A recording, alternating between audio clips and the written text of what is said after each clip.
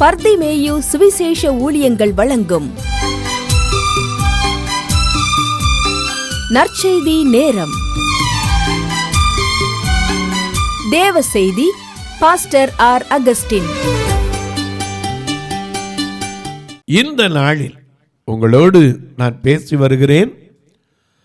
பலவீனம் என்பது ஒரு ஆவி.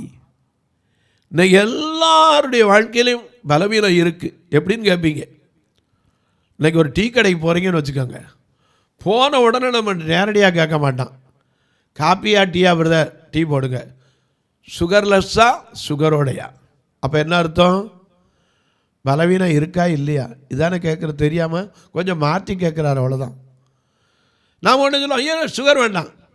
அப்போ அதுலேருந்து அவனுக்கு தெரியும், ஓ கொஞ்சம் கொஞ்சமாக அப்படி என்ன செய்கிறாரு, பலவீனப்பட்டுட்டு வரார். எனக்கு அன்பானவர்களே, பலவீனம் என்பது ஒரு வியாதி, அதோட போராட்டம் இருக்கும். ஆனால் அந்த பலவீனத்தை மேற்கொண்டார் யார்? இயேசு. ஆகையினால அவரை தேடுகிற நமக்கு அவர் பலன் தர வல்லவராயிருக்கிறார்.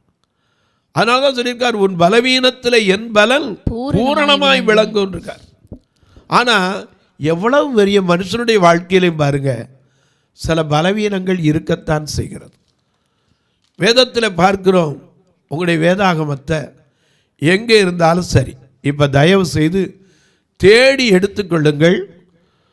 தானியேலின் புஸ்தகம் பழைய ஏற்பாட்டில் 10ஆம் அதிகாரம் 16வது 17வது வசனத்தை கையில் எடுத்து வச்சுக்கிறீங்களா? தானியேல் 10ஆம் அதிகாரம் 16, 17ஆம் வசனத்தை அப்படி எல்லாரும் தேடி எடுக்கிற வரைக்கும் நீங்களும் நானும் பாடுமா?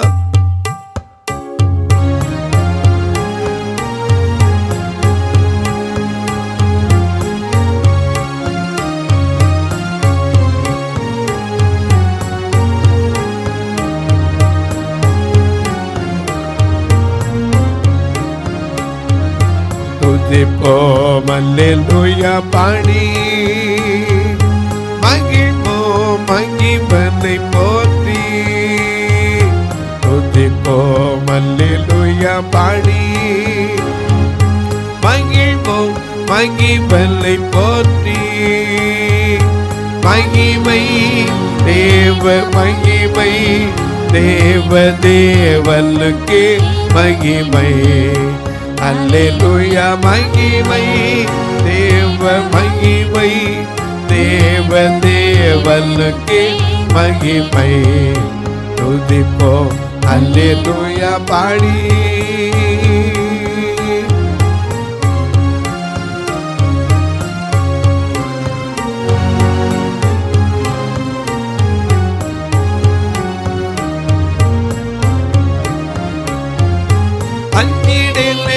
இருளில்லை என்றோ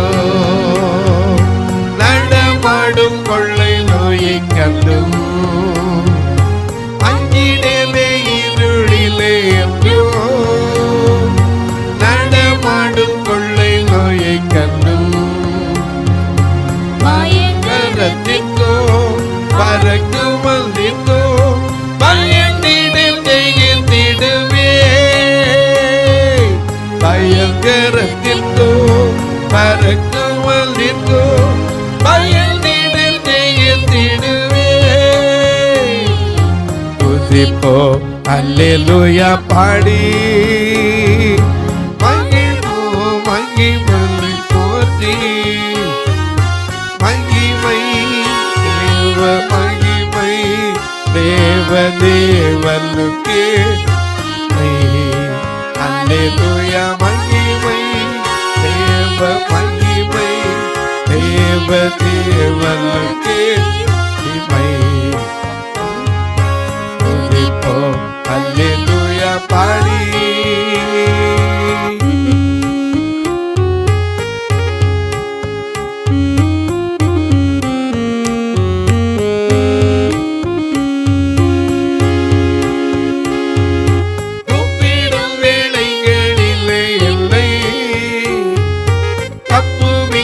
ஆத்திரமாய் வந்தார் ஒப்பிடும் வேளைகளிலே என்னை தப்புவிக்க ஆத்திரமாய் வந்தார். ஒரு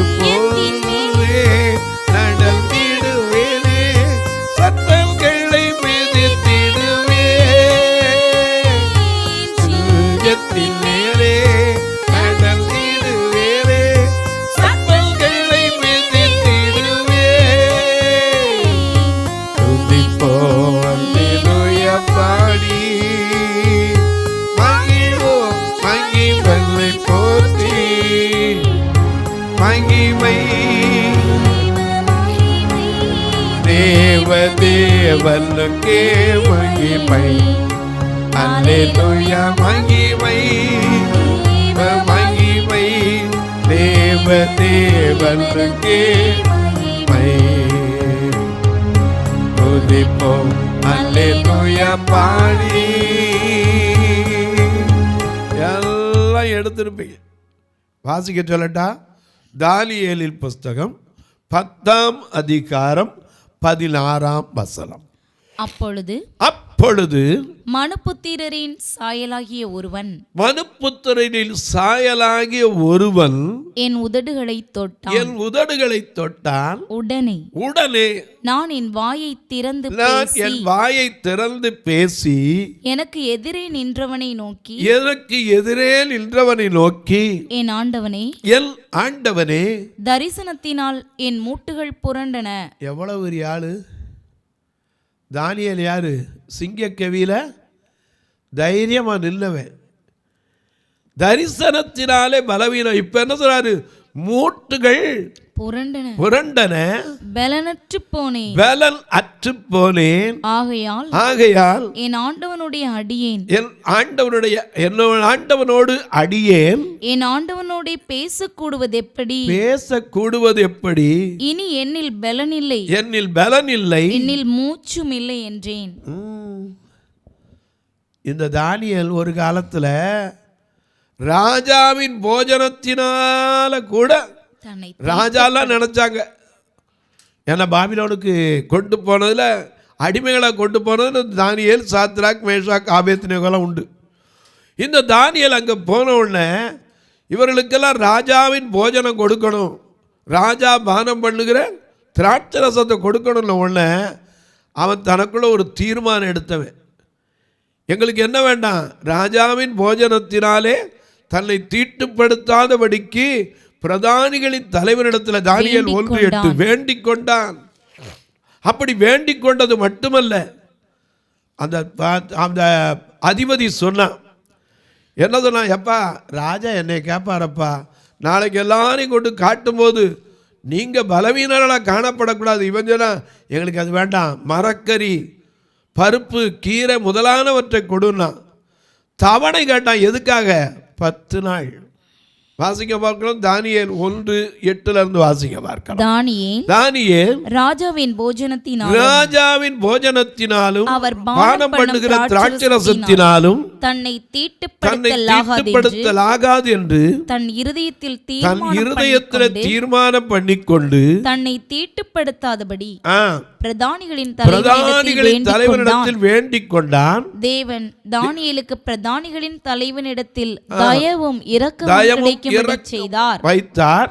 பிரதானிகளின் தலைவன் தானியேலை நோக்கி, உங்களுக்கு போஜனத்தையும் பானத்தையும் குறித்திருக்கிற ராஜாவாகிய என் ஆண்டவனுக்கு நான் பயப்படுகிறேன்.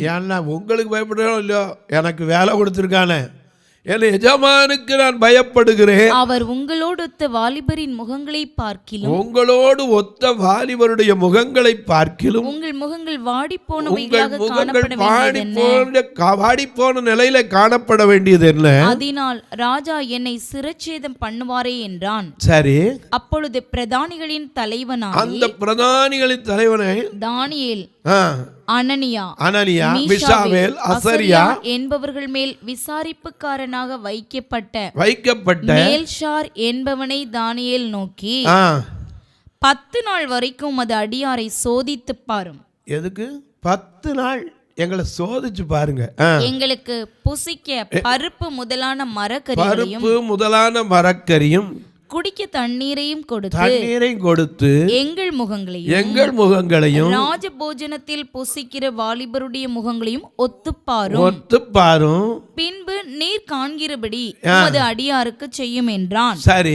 அவன் இந்த காரியத்தில் அவர்களுக்கு செவி கொடுத்து 10 நாள் அளவும் அவர்களை சோதித்து பார்த்தான். 10 நாள் சென்ற பின்பு ராஜபோஜனத்தை புசித்த, நல்ல கவனிங்க, ராஜபோஜனத்தை புசித்த எல்லா வாலிபரை பார்க்கிலும் அவர்கள் முகம் களையுள்ளதாயும் சரீரம் புஷ்டியுள்ளதாயும் காணப்பட்டது. எனக்கு அன்பானவர்களே, அப்படிப்பட்ட தானியேல். ஆனா இன்னைக்கு எப்படி சொல்றாரு? என்னால் பேச முடியல, மூச்சு இல்லை, இளைத்து போயிட்டேன், எப்படி பேச? எல்லா மனுஷருக்குள்ளேயும் பலவீனங்கள் வரும். ஆனால் அந்த பலவீனத்தையே அவருடைய பலன் தான் நமக்கு பூரணமாய் விளங்கும். தானியேல் சாதாரணமான ஆள் இல்லைங்க. சிறையில் இருக்கும்போது கூட சிங்கத்தின் கவி போட போகிறாங்கன்னு தெரியும். தானியேல் 6ஆம் அதிகாரம் 10ஆம் வசனத்தில் பார்க்கிறோம். தானியேலோ வென்றால் அந்த பத்திரத்துக்கு கையெழுத்து வைக்கப்பட்டது என்று அறிந்த போதும் நம்மள சிங்கத்திட்ட போட போறான்னா எப்படி இருந்திருக்கும்? அது சிங்கத்தை 10-15 நாள் பட்டினி போட்டு அப்படி பக்கத்தில் வந்தோடனே கடிச்சு குதற மாதிரி நிலைக்கு வச்சிருப்பான். அப்படி இருந்து சிங்க சத்தத்தை கேட்டாலே பாதி பேருக்கு என்ன ஆகும்? ஏன்னா அந்த கர்ஜிக்கிற அந்த ரோரிங், உருமுறது, அதை கேட்டாலே பயம் வந்துடும். நமக்கு ராத்திரியில் நாய் ஊழையிட்டாலே பயம். உடனே பக்கத்தில் சொல்லுவோம், என்ன இன்னைக்கு நாய் இப்படி ஊழையிடுது அப்படிமோ. ஆந்த கத்துனா போதும் பயம். நாம் சின்னது கூட பயப்படுவோம். ஆனால் சிங்கத்திட்ட அதுவும் உள்ள எதுக்குள்ள, கெவிக்குள்ள, கொகைக்குள்ள தூக்கி அப்படியே கொண்டு கட்டி போடும்போது என்ன பயம் இருக்காது? எனக்கு அன்பால் இன்றைக்கி சாவுன்னு சொன்னாலே நிறையா பேர் பயப்படுறான். யாரையா போய் சொல்லி பாருங்க, நாளைக்கு செத்து போய் சும்மாரியா அப்படிங்கிற. ஏன்? மரணம் நிச்சயமாக உண்டு. பிறக்க ஒரு காலம் உண்டு, இறக்க ஒரு காலம் உண்டு. ஆனால் மரணத்தை குறித்த பயம் என்ன செய்யுது? இன்னைக்கு எத்தனை பேருக்கு இருக்கு? மரண பயத்திலே சிலர் என்ன செய்வாங்க, ஐயோ அப்படியா செத்து போயிடணும். எனக்கு அன்பாலே பயந்தாலும் பயப்படாட்டாலும் மரணம் நிச்சயம். எனக்கு அன்பாலே அநேக நேரங்களில் இது நமக்கு தெரியறதில்ல. இவனுக்கு நமக்கு தெரியாது மரணம் எப்போ வரும்னு. தெரிஞ்சா அவ்வளோதான். உலகத்தில் என்ன நடக்குன்னு கற்பனை பண்ணி பார்க்க முடியாது. ஒரு டைம் வச்சு இத்தனை மணிக்கு இத்தனை நிமிஷத்துக்கு கரெக்டாக போயிடும் மட்டும் ஆண்டவர் தெரிகிற மாதிரி வச்சுருந்தாருனா என்னென்ன செய்ய முடியுமோ அதுக்கு முன்னாடி என்ன செய்வாங்க, செஞ்சு முடிச்சிடுவாங்க. அதனால தான் ஆண்டவர் அதை மறைவாக வச்சுருக்கார். பிறக்கும் போது நமக்கு தெரியாது, போகும்போது நமக்கு தெரியாது. 2 நேரம் அழுகிறான். சினிமாக்காரன் கூட சொன்னால், பிறக்கும் போதும் அழுகின்றாய், இறக்கும் போதும் அழுகின்றாய், ஒரு நாளேனும் கவலை இல்லாமல் சிரிக்க மாட்டேன்றியப்பான்னா கவியரசர் கண்ணதாசன். எனக்கு அன்பாலே மனித வாழ்க்கையில் எல்லா நேரம் அழுகதான். ஆனால் இந்த தானியேலுக்கு சிங்கத்தின் கவி போட போகிறாங்க. பத்திரத்தில் கையெழுத்தாச்சு, வேறு வழியே கிடையாது. ஆனால் எப்போதும் போல என்ன செய்தான், கர்த்தரை போய் மேல் வீட்டு அறையில் போய் எருசலேமுக்கு நேராய் தன் பலகணிகள் திறந்திருக்க தான் முன் செய்து வந்தது போல தினம் 3 வேளை தன் தேவனுக்கு முன்பாக முழங்கால் படியிட்டு ஜெபம் பண்ணி ஸ்தோத்திரம் செலுத்தினார். இன்னைக்கு நமக்கு அப்படி ஒரு சூழ்நிலை தான் ஸ்தோத்திரம் பண்ணுமா?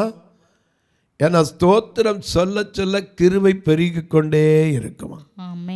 ஸ்தோத்திரம் கிருபையை உண்டாக்கும். 3 வேளையும் எப்போதும் போல ஜெபிச்சு வந்தான். ஜெபிச்சதுனால சிங்கக்கவி மாறிடுச்சா? இல்லை. சாயந்தரம் ஆன உடனே ராஜா அவனை தப்பு வைக்கிறதுக்கு எவ்வளவோ பாடுபட்டான் சூரியன் அஸ்தமிக்கும் போது. ஆனால் முடியலை. கடைசியில் ராத்திரி முழுக்க ராஜா தூங்கலை. தானியேல் என்ன பண்ணாரு? நல்லா தூங்கினார். ஏன்னா சிங்கத்தின் வாயை என்ன செய்தார்? தூதனை அனுப்பி கட்டி போட்டார். ஏன்னா நமக்கு பலவீனத்தை குறித்து பயம். அவர் கேட்கிறார் காலையில் வந்து, தானியேலே, இடைவிடாமல் ஆராதிக்கிற ஜீவனுள்ள தேவனுடைய தாசனே, நீ இடைவிடாமல் ஆராதிக்கிற உன் தேவன் உன்னை சிங்கங்களுக்கு தப்புவிக்க வல்லவராய் இருந்தாரா? உள்ள அவன் சொல்றான், பதில் என்ன சொல்றான்? ராஜாவே வாழ்க, சிங்கங்கள் என்னை சேதப்படுத்தாதபடி தேவன் தம்முடைய தூதனை அனுப்பி அவைகளின் வாயை கட்டி போட்டார். என்ன அவ்வளவு பலசாலி. இப்ப தரிசனத்தினால பலவீனப்பட்டு புலம்புறான் பாருங்க. அவனுக்கு தீச்சுளையே வந்தா கூட பயம் கிடையாது. தைரியமா சொல்லுவாங்க. என்ன சொல்லுவாங்க? நாங்கள் ஆராதிக்கிற எங்கள் தேவன் தப்புவிக்க வல்லவராய் இருக்கிறார். அப்படியே ராஜாவாகிய உம்முடைய கைக்கும் எரிகிற அக்கினி சூளைக்கும் அவர் தப்புவிப்பார். ஒருவேளை தப்புவியாமல் போனாலும் நீர் செய்த பொச்சலை என்ன செய்ய மாட்டேன்.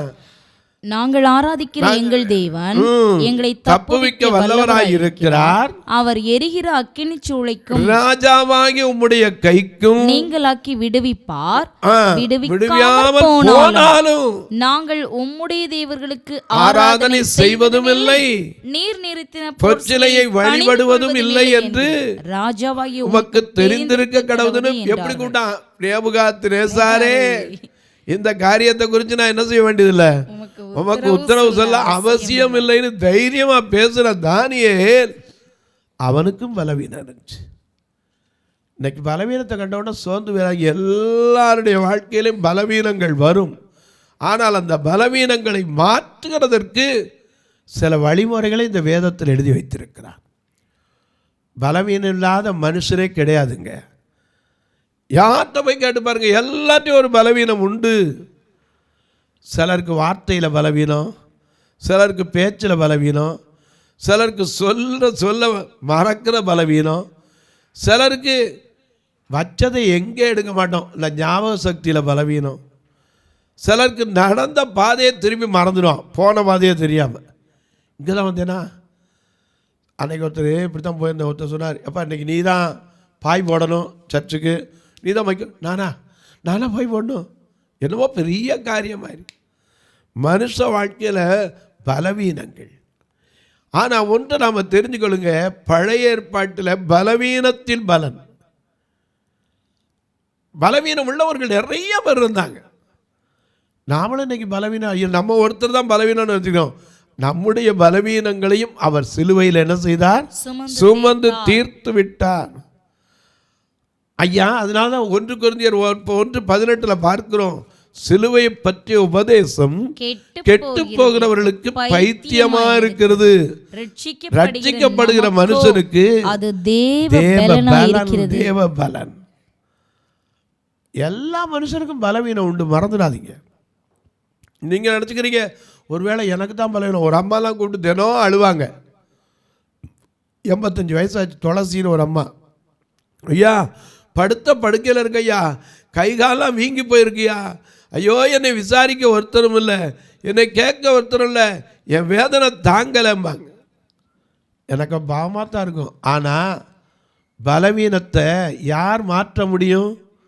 அவர் ஒருவர் தான் மாற்ற முடியும். என்னை பலப்படுத்துகிற கிறிஸ்துவினாலே எல்லாவற்றையும் செய்ய எனக்கு பலம் தருகிறவர் அவர். அவர்கிட்ட தான் நம்ம கேட்கணும். ஏன்னா அவர் நம்முடைய பலவீனங்களெல்லாம் மாற்றி போட்டார். நமக்கு எடுத்துக்கலாம் சொல்லுவோம், பலவீனம் மாம்சம் பலவீனம், ஆவி மாம்சம் போய் அவர் செத்த பிறகு என்ன செய்யறது? ஆவி உற்சாகமாக இருக்கு, செத்து போயிட்டா என்ன பிரயோஜனம்? நம்ம சரீரத்திலையும் பலமுள்ளவர்களாக இருக்கணும், ஆவியிலையும் பலமுள்ளவர்களாக இருக்கணும். ஆவியில் எளிமை உள்ளவர்கள் பாக்கியவான்கள், உண்மை. ஆனால் சரீரத்தில் பலன் இல்லாமல் இருந்தால் என்ன பிரயோஜனம்? இன்னைக்கு சாதாரண பாருங்க, ஒரு லாரி கூலி மூட்டை ஏற்றுறவங்கள பார்த்துருக்கீங்களா? அவங்கள பார்த்தீங்கன்னா எலும்பு கூடு இருந்த மாதிரி இருப்பான், சத்தே இல்லாமல். ஆனால் அப்படியே 50 கிலோ கேரட் அப்படி தூக்கி அசால்ட்டாக என்ன செய்வான்? லாரியில் ஏற்றுவான். நம்மளால் முடியுமா? நான் ஒரு பாஞ்சாலங்குறிச்சிக்கு போயிருந்தேன். எதுக்குன்னா, இந்த சரித்திரத்தில் இவ்வளோ பெருசாக எழுதியிருக்காங்களே, இதை போய் பார்த்துட்டு வருவோம். அங்கே போனால் அவருடைய ஆயுதங்கள்லாம் இருந்துச்சு, அவர் உபயோகப்படுத்தின ஆயுதங்கள். அதெல்லாம் தூக்கக்கூட முடியாது, அவ்வளோ வச்சு உபயோகப்படுத்தினாங்க. இன்றைக்கி இருக்கிற பலத்துக்கும் அன்னைக்கு இருக்கிற பலத்துக்கும் யோசிச்சு பாருங்கள். ஆதியாகமம் 5ஆம் அதிகாரத்தை நீங்கள் உட்காந்து படித்து பார்த்தீங்கன்னா அந்த நாட்களில் எப்படி இருந்தாங்க தெரியும். இன்றைக்கி எப்படி இருக்கிறோம், அன்றைக்கெல்லாம் எத்தனை வருஷம் வாழ்ந்தாங்க. ஏன்னா நீங்கள் அதில் வாசித்து பார்த்தீங்கன்னா ஆதாமின் வம்ச வரலாறுன்னு ஆரம்பிக்குது. ஆதியாகமம் 5ஆம் அதிகாரத்தை பாருங்கள், ஆதாமின் வம்ச வரலாறுன்னு சொல்லிட்டு தேவன் மனுஷனை சிருஷ்டித்த நாளிலே அவனை தேவ சாயலாக உண்டாக்கினார், ஆணும் பெண்ணுமாகவும் சிருஷ்டித்தான். ஆதாமுக்கு 130 வயதான போது, அதை வாசிங்க, தன் சாயலாக தன் ரூபத்தின்படியே ஒரு குமாரனை பெற்று அவனுக்கு சேத் என்று 130 வயசுல என்ன வரைஞ்சான்? அடே அப்பா, நமக்கு இப்போ 40 வயசு ஆச்சுனாலே என்ன சொல்றோம்? இனிமேல் எந்த வாய்ப்பும் இல்லைங்க, எந்த வாய்ப்பும் இல்லை. ஏன்னா நமக்குரிய பலவீனங்கள். ஒரு 70 வயசாச்சுன்னா சரி, அப்பா 70 வயசாச்சுப்பா, ஐயா 120 வயசுல இருந்த மோசம் என்ன, 85 வயசாக இருந்த யோசுவா காலேப் என்ன? இன்னைக்கு நமக்குள்ளே இருக்கிற பலவீனங்களை குறித்து யோசிக்கிறோம். ஒன்றை நீங்கள் தெரிஞ்சுக்கங்க, நம்முடைய பலவீனத்தையே மேன்மை பாராட்டுறோம் ஒழிய ஆண்டவரை மட்டும் நோக்கி பாருங்க, நம்மை பலப்படுத்துவார். அதனால தான் பவுல் சொல்கிறாரு, என் மாம்சத்திலையும் ஒரு முள் இருந்துச்சுப்பா, அது நாள்தோறும் என்னை கொட்டு சாத்தானின் தூதுவனாக இருந்துச்சு, அது என்னை விட்டு நீங்கும்படி 3 தரம் ஜெபம் பண்ணினேன். ஆண்டவர் என்ன செய்தாரு, என் கிருபை உனக்கு போதும், பலவீனத்திலே என் பலன் பூரணமாய் விளங்கும்னு சொன்னார். தானியேல் பெரிய தீர்க்கதரிசி, ஞானம் மாம்சமான தேவனோடு வாசம் பண்ணாத ஒரு மனுஷன், அவருக்கு மறைபொருளை விளக்கக்கூடிய வல்லமை உண்டு, ஆனால் அவனுக்கும் பலவீனம் உண்டு. தொலைக்காட்சியில் பார்க்கிற என் அன்பு மக்களே, இன்னைக்கு பலவீனம் இருக்கிறோன்னா உடனே சோர்ந்து போயிடாதீங்க. பலவீனத்தை மாற்றுகிற ஒருவர் இருக்கிறார், நமக்காக பலவீனங்களை சுமக்கிற ஒருவர் இருக்கிறார். ஏன்னா அவர் சுமந்து தீர்த்து விட்டார். அவருடைய தழும்புகளால் நாம் என்ன செய்யணும், குணமாகிறோம். மறந்துடாதீங்க. இன்னைக்கு சில நேரங்களில் ஒரு சின்ன சின்ன காரியம் வந்தோடனே அப்படி பலவீனப்பட்டு, ஐயோ இனிமேல் நான் நடப்பனா, இனிமேல் எந்திரிப்பனா, ஐயோ பொழப்பனா, இப்படிலாம் கேட்காதீங்க. கர்த்தர் பலப்படுத்துகிறவர், பலப்படுத்துகிற கிறிஸ்துவினாலே நீ பெரிய காரியங்களை செய்ய முடியும். ஏன்னா அவருக்கு தெரியும், அவர் ஏதோ ஒரு மிருக ரூபத்தில் வரல, வேற எந்த ரூபத்திலையும் வரல. ஒன்றை பார்த்தா என்ன பார்த்தா அவரை பார்க்க வேண்டாம். அவர் தம்முடைய சாயலில் படைத்ததுனால அவர் எல்லாவற்றையும் அறிந்திருக்கிறார். ஆகையினால்தான் அவர் சொன்னார், உன் பலவீனத்தில் என் பலன் பூரணமாய் விளங்கும். பலவீனத்தோடு இருக்கிற உங்களுக்காக நான் ஜெபிக்கிறதுக்கு முன்னாடி சில காரியத்தை சொல்லுவேன். இந்த தொலைக்காட்சி முன்னாடி ஒருவேளை படுத்த படுக்கையில் பலவீனத்தோட, வீட்டில் சோர்ந்து போய் உட்கார்ந்த நிலையில், மனதில் பலவீனத்தோட, சரீர பலவிதமான பலவீனத்தை மற்றவங்க கூட சொல்ல முடியாமல் கண்ணீர் விடுகிற என் அன்பு மக்களே, உங்களுக்கு சொல்லுவேன், உங்கள் பலவீனம் என்னன்னு அவருக்கு தெரியும். ஏன்னா அந்த பாதை அவருக்கு தெரியும். கண்ணீரின் பாதையில் நடக்கும் போதெல்லாம் களிப்பான நீரூற்றாய் மாற்றிக்கொள்வார்கள். வல்லமை மேலே வல்லமை வெற்று சீயோனை காண நாமும் தகுதிப்படணும். அதுக்கு தான் இங்கே பார்க்கிறோம், பலத்தின் மேல் பலன் அடையணும். இந்த நிகழ்ச்சியை பார்க்கிற நீங்கள் ஒரு வார்த்தை எதுக்காக ஜெபிக்கிறீங்களா? இது தினந்தோறும் வருவதற்காக ஜெபியுங்க. தடையில்லாமல் ஒளிபரப்பப்பட செய்யுங்க. அது மட்டும் இல்லை, ஒரு நாளைக்கு தொலைக்காட்சி வரணும்னா 4000 ரூபா வேணும். அது போக ரெக்கார்டிங் இருக்குது. இது மட்டும் இல்லை, ஐயா எங்கள் சபை 2 கண்ணும் தெரியாத மக்கள். நீங்கள் வந்து பார்த்தீங்கன்னா, ஐயோ இவ்வளோ பேர் பார்வையில்லாமல் இருக்காளா, இவங்களை கூட்டிகிட்டு வர்றதுக்கு மட்டும் ஒரு வாரத்துக்கு வேனில் 4000 ரூபா வாடகை கொடுத்தா கூப்பிட்டு வரோம். ஏன்னா ஒரு ட்ரிப்பில் கூட்டு வர முடியாது, 2-3 ட்ரிப் எடுக்கணும். திருப்பி அதே மாதிரி கொண்டு விடணும். மத்தியானம் எல்லாரையும் சாப்பிட வைக்காமல் அனுப்புனதே இல்லை. உங்கள் பிறந்த நாள், திருமண நாள் போன்ற நல்ல நாட்களிலே ஒரு உணவு கொடுக்க உதவலாம், ஒரு ஊன்றுகோல் கொடுக்க உதவலாம், ஆத்மாக்களை அழைத்து வர உதவலாம். ஒரு பார்வையற்றவருக்கு வருஷத்துக்கு ஒருக்கா ஒரு திருமணம் செய்வதுண்டு. இப்போ கூட மதுரையில் ஞானஸ்தான தொட்டி ஏன்னா 2004 கட்டினோம். அது அப்படியே தண்ணி இருந்து அதை டைல்ஸ் எல்லாம் அப்படி ஊறி போய் இப்போ தண்ணி பூமிக்குள்ளே வச்சுட்டு 10 நிமிஷம் கழித்து போய் பார்த்தா ஒரு சொட்டு தண்ணி இருக்க மாட்டேங்குது. நல்ல தண்ணி பிடிச்சி வைக்கிற தொட்டியாகவும் அதை வச்சுருந்தோம். இப்போ அது அப்படியே தண்ணி உள்ளே போய் தண்ணீரே நிற்க மாட்டேங்குது. போன வாரம்லாம் குளிக்கிற கூட தண்ணி இருக்குது, அவ்வளோ கஷ்டம். 80 ரூபா செலவழிச்சு, 80,000 செலவழித்து அந்த தொட்டியை புதுப்பித்து வரோம். 2 நோக்கத்துக்கு. ஒன்று, ஞானஸ்நானமும் கொடுப்பதற்கு அது பயன்படும். மற்ற நேரங்கள் அது நல்ல தண்ணீர் வைக்கிற தொட்டியாகவும் பயன்படும். இந்த தண்ணீர் காரியத்தில் கர்த்தர் சிலர் எழுப்பித்தர ஜெபிங்க. இப்போ நீங்கள் போனாலும் அந்த வேலை நடக்கிறத பார்க்கலாம். தாராளமாக உங்களுக்கு தடை இல்லை. ஒருவேளை ஐயா எனக்கு அந்த படத்தை அனுப்ப முடியுமான்னா தாராளமாக உங்களுக்கு அனுப்பி வைக்கிறேன். இப்படிப்பட்ட காரியத்தில் கர்த்தர் உங்களை ஏவினால் நீங்கள் உதவலாம். ஆனால் கட்டாயமல்ல, விசலமாக இல்லை. எப்படி உதவ? இதில் 2 ஃபோன் நம்பர் வந்துக்கிட்டே இருக்கும். வழியாக ஜிபே, ஃபோன்பேயில் கொடுக்கலாம், காசோலையா அனுப்பலாம். ஒருவேளை ஐயா நான் இதை முழுதும் கூட செஞ்சிடலாம், எனக்கு கணக்கு வைக்க முடியுமா? தாராளமாக. நீங்கள் 84 388 52 500 8438852500 இந்த நம்பரில் பார்வையற்ற பரிதிமேயும் பார்வையற்றோர் சேரிட்டபிள் ட்ரஸ்ட்டுன்னு இருக்கும்.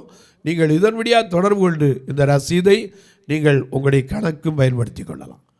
உங்கள் ஜெபக்காரி எது இருந்தாலும் காலை 10லேருந்து 5 மணிக்குள்ளே சொல்லுங்கள். ஏன்னா 24 மணி நேரம் உங்கள் ஜெபக்குன்னு சொல்லிவிட்டு நான் ஃபோன் எடுக்காமல் இருந்தால் கர்த்தருக்கு கணக்கு கொடுக்கணும். 10லேருந்து 5க்குள்ளே தாராளமாக கூப்பிடுங்க. நான் ட்ராவல்லையோ அல்லது ஊழியத்துலேயோ ஆராதனையிலோ இல்லாமல் இருந்தால் நிச்சயமாக உங்கள் ஃபோன் அட்டன் பண்ணுவேன். இப்போ உங்களுக்காக ஜெபிக்கட்டுமா? நல்ல பிதாவே, நன்றியோடு துதிக்கிறோம் சுவாமி. நல்ல நாளிலே பலவீனம் என்பது யாருக்கு இல்லை? எல்லா மனிதனுடைய வாழ்க்கையில் உண்டு. எனக்கு தான் பலவீனமா, மற்ற எல்லாருக்கும் இல்லையான்னு கேட்பீங்க. வேதத்தில் பாருங்க, பிரபலமான ஒரு தீர்க்கதரிசி, ஆனால் அவருக்கும் ஒரு பலவீனம் தரிசனத்தில் இருந்துச்சு. அவரும் சொன்னார், ஐயோ என்னால் பேச முடியல, என் முழங்கால் மூச்சு விட முடியல, என் முழங்கால்கள் அப்படியே பிறண்டு போயிருக்கு அப்படி சொன்னார். பலவீனம் வரும், ஆனால் அந்த பலவீனத்தில் ஆண்டவருடைய பலன் பூரணமாய் விளங்கும். என் தேவன் ஒவ்வொருவருடைய பலவீனங்களை மாற்றுங்க. இந்த நாளிலும் இந்த தொலைக்காட்சி முன்னாடி சரீரத்தில் பலவீனத்தோடு, இருதயத்தில் பலவீனத்தோடு, கை கால்களில் பலவீனத்தோடு, சில வேளை ஐயா வெளியே சொல்ல முடியாத பலவீனங்கள் என் அன்பு சகோதரிகளுக்கு இருக்கலாம். இந்த பலவீனங்கள் எல்லாம் கர்த்தருடைய பாதத்தில் வைக்கிறேன். ஒவ்வொருவருக்கும் விடுதலை கொடு.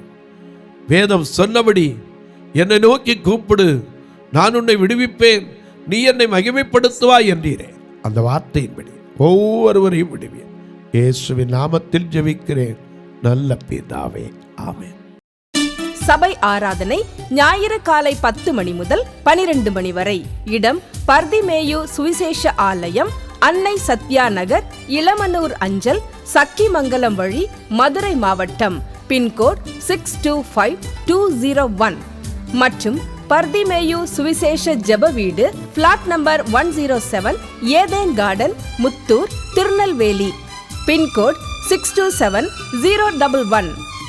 சிறப்பு உபவாச கூட்டம் ஒவ்வொரு மாதமும் 2வது சனிக்கிழமை காலை 10 மணி முதல் 1 மணி வரை நாகர்கோவில் YMCA ஹாலில் வைத்து நடைபெறுகிறது.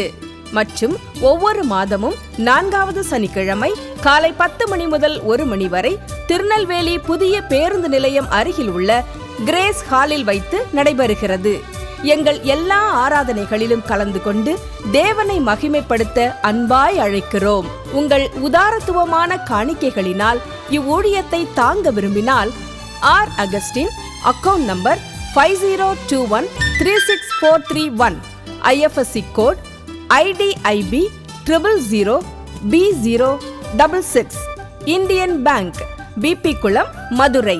ஜிபே நம்பர் 98421819117, BGM மினிஸ்ட்ரீஸ் மற்றும் 9442559772, பிளைண்ட் மினிஸ்ட்ரீஸ் அகஸ்டின்.